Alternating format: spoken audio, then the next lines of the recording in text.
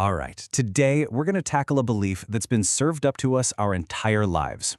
We are diving deep into the true story behind our morning meal, and trust me, it is probably not what you think. I mean, come on, you've heard this a million times, right? It's plastered across health magazines, it's something our parents told us, it's basically accepted as a universal truth. Okay, so let's really get into this, because the story behind this slogan, well, it has way more to do with marketing genius and moral crusades than it does with your actual metabolism. Our story kicks off in a pretty weird place. Not in a kitchen, not on a farm, but in a 19th century health spa, a sanitarium, run by a man named Dr. John Harvey Kellogg.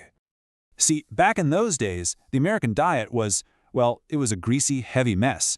It was causing this widespread indigestion called dyspepsia. But for Dr. Kellogg, this wasn't just a stomachache. Oh no. He saw it as a symptom of something much, much deeper. Not just physical sickness, but moral decay. Yeah, Kellogg wasn't just a doctor. He was on a mission. A full-blown crusade, really. As a devout Seventh-day Adventist, he was convinced that what you ate directly fueled your animal passions.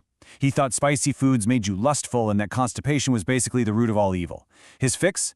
A super bland, high-fiber diet to purify the body and, in turn, save the soul. And this is where it gets wild. This whole philosophy led directly to the invention of cereal. Seriously.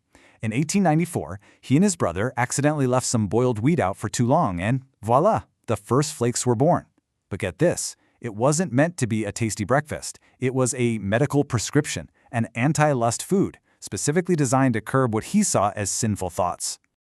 Okay, so we have this bland medical food. How in the world did it become a global, multi-billion-dollar business? Well, that brings us to the next major player in our story. And right here, you can see the huge clash between the two Kellogg brothers. On one side, you have Dr. John Harvey, the ideologue. He's all about moral purity, using cereal as a medical tool. On the other side, you've got his brother Will Keith, or WK.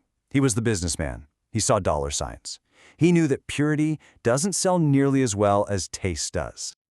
And this is the turning point, right here. WK decided to add sugar to the flakes. That one decision was the moment breakfast started its journey from being medicine to being merchandise. He eventually split off, founded his own company in 1906, and the rest, as they say, is sugary, crunchy history. But believe it or not, cereal was just the start. The next chapter of this story shows how a completely different breakfast habit was literally manufactured from the ground up by another marketing mastermind. Fast forward to the 1920s. A company called Beechnut Packing has a huge problem. Nobody's buying enough of their bacon. So, who do they call? A guy named Edward Bernays. Now, Bernays wasn't just any PR guy. He was the nephew of Sigmund Freud, and he used his uncle's psychological theories to, well, manipulate the masses. And what Bernays pulled off was an absolute masterclass in propaganda. It was genius, really. He didn't just run ads saying, "Buy our bacon." No, he was way smarter. He got a doctor to agree that a hearty breakfast was better. Then, that doctor surveyed 5,000 of his colleagues with the same leading question. When 4,500 of them agreed, of course they did, Bernays blasted this study to newspapers everywhere, creating a medical consensus. And guess what the ideal hearty breakfast always featured? Bacon and eggs. He sold the habit, not the product. Okay, so Bernays gave us bacon and eggs, but we still don't have that iconic slogan. For that, we need to jump ahead to 1944, right in the middle of World War II.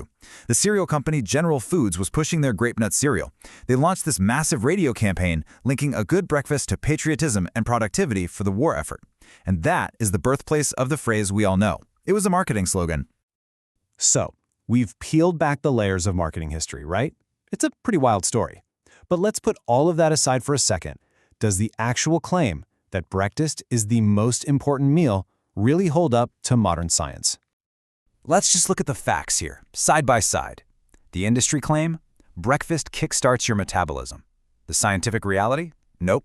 Skipping it has no significant effect on your resting metabolism. What about breakfast eaters are slimmer? Well, that's often just correlation, not causation. It just means they might have other healthy habits. And that idea that your brain needs that morning glucose? Your liver stores plenty of energy, and some studies even show fasting can boost focus. And it gets even more interesting. There's actually a growing body of evidence that suggests that strategically skipping breakfast, what we now call intermittent fasting, can have some pretty significant health benefits. We're talking about improving your insulin sensitivity and triggering something called autophagy, which is basically your body's cellular cleanup crew recycling old, junky parts. So, you might be asking, why is this all so confusing then? Why do we still hear the opposite? Well, a huge piece of the puzzle is you gotta follow the money. Look at this. Studies funded by the food industry are 4 to 8 times more likely to come up with conclusions that are favorable to their products. Shocking, right? This creates a massive bias in the information we all get. All right, we've gone through the history, the marketing, the science, so let's do a quick recap. Who are the masterminds, the key players responsible for building this whole breakfast myth? First up, you've got the ideologue, Dr. John Harvey Kellogg. He's the guy who created the whole pseudo-medical reason for eating cereal in the first place. Then there's the architect, his brother, W.K. Kellogg. He's the one who took that moral crusade, added a ton of sugar, and turned it into a massive commercial empire. Don't forget the manipulator, Edward Bernays, the PR whiz who literally manufactured our hearty breakfast habit out of thin air by playing on our trust in experts. And last but not least, the opportunist, General Foods, the company that actually coined the iconic slogan during a wartime marketing push, cementing it in our collective consciousness. So when you put it all together, it's pretty clear. The modern breakfast as we know it is an absolute triumph of marketing over metabolism. Our morning habits weren't really shaped by biology or what our bodies need. They were meticulously crafted over 100 years by some of the most brilliant marketing minds in history. So here's the final question. Now that you know the whole story, what are you going to choose for breakfast tomorrow? And look, the point here isn't to tell you don't eat breakfast. Not at all. It's to show you that the rules you thought you were following, well, they were written by people with something to sell. The choice was never really about good versus bad. It's about being informed. And now that you are, the power is officially back in your hands.